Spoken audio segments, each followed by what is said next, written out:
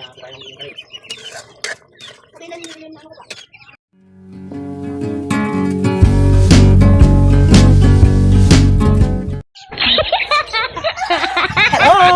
Lumamaos ako. Luluto tayo ngayon ng ulam. Halagang 100 pesos. Uh-oh. May tatawid kaya niya ang ating hapunan today. Tignan natin. Magpapalingas na ulit tayo, guys. Pagpasensyaan nyo na yung aking voice kasi nagdadalaga. Ay, nagdadalaga. Hindi, namamulit yung aking boses. Ogo, kawawa naman ako. Yan! Umapoy na! Ito ay leeg ng manok. Frozen kasi ito, guys, kaya binabad ko sa tubig. Nanggaling pa kasi ito sa Mount Everest. Ay, hindi ganon. Sarap po. Para sosyal, doon tayo kumuha ng tubig sa mineral water. Hindi po, para po malinis. Itong kagandahan sa sa dikahoy magluto, pwede mo siyang gatungan ng sandamakmak para kumulo agad, o di ba? At habang inaantay nga natin, or pinapakuluan pa yung liig para malambot, para masarap siyang kagat-kagatin, parang siya. Ay, di. Hindi, bihiwa tayo ng mga ating mga sangkap, bawang, sibuyas, at saka yung kamatis.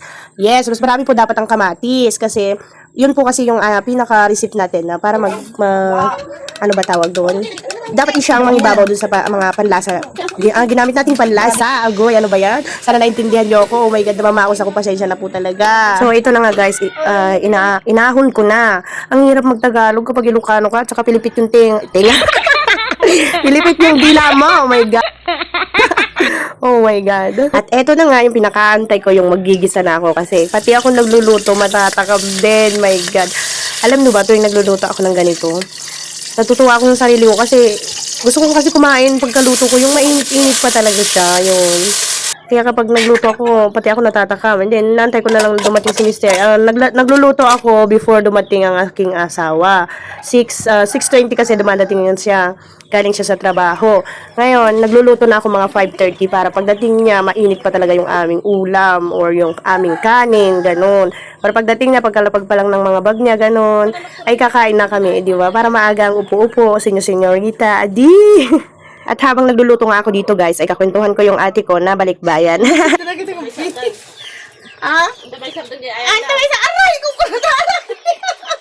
Galing pong abroad, dumaan lang po siya dito sa Batangas upang kami ay makasama. Agoy, kami may swimming sa 10 kasi yun ang pinaka-family bonding namin bago sila umuwi sa aming probinsya.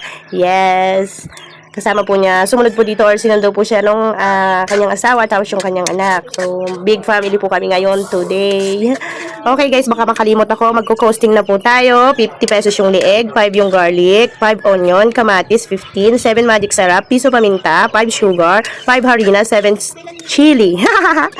Okay guys, babay na po sa inyo. Salamat po. Sana po naitawid ko ang inyong hapunan. Magkita-kita po tayo sa susunod kong video. Pa-like and subscribe po ng ating channel. Maraming salamat po. Bye-bye!